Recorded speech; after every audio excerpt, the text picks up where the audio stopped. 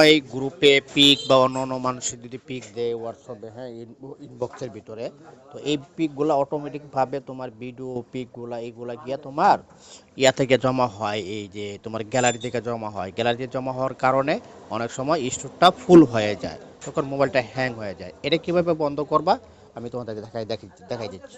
প্রথমে আমি হোয়াটসঅ্যাপে ক্লিক করলাম। ক্লিক করার পরে যে হোয়াটসঅ্যাপ আসার পর আমি এই দেখো, এই যে উপরে তিনটা ডট ডট আছে না, এই যে তিনটা ডট এখানে আমি আবার কাইটা দিচ্ছি, আবার দেখা দিচ্ছি। এই তিনটা ডট ডটে ক্লিক করব। ক্লিক করার পর এখানে যাব, গিয়ে সেটিং অপশনে ক্লিক করব। ক্লিক করে পরে দেখবা এখানে স্টোর অ্যান্ড ডাটা লেখা থাকবে। এই যে স্টোর অ্যান্ড ডাটা, এখানে টাচ করবা। টাচ করার পর এখানে দেখবা, হ্যাঁ, মিডিয়া অ্যান্ড কোয়ালিটি দেখলাম একটা পছন্দ হয়েছে, ওটা পাই কিনা সন্দেহ।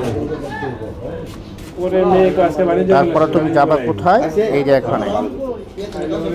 এখানে যাবা with using mobile data phone, ঠিক আছে। তারপরে এখানে লেখা থাকবে আবার একটা অপশন, ওয়াইফাই। এই অপশনগুলোতে ক্লিক করবা। ক্লিক করে এগুলো অফ করে দিই। আমার ফটোতে ক্লিক করা আছে, এই ফটো অপশন আমি মার্ক করে দিলাম। মার্ক করে দিয়ে ওকে দিয়ে দিলাম, হয়ে গেল। এখন কিন্তু না, এখন কিন্তু আমার মোবাইলে কখনো কিন্তু আমার ফটো ডিভাইসে কিন্তু যাবে না, হ্যাঁ, এটা কিন্তু গ্যালারিতে সেভ হবে না।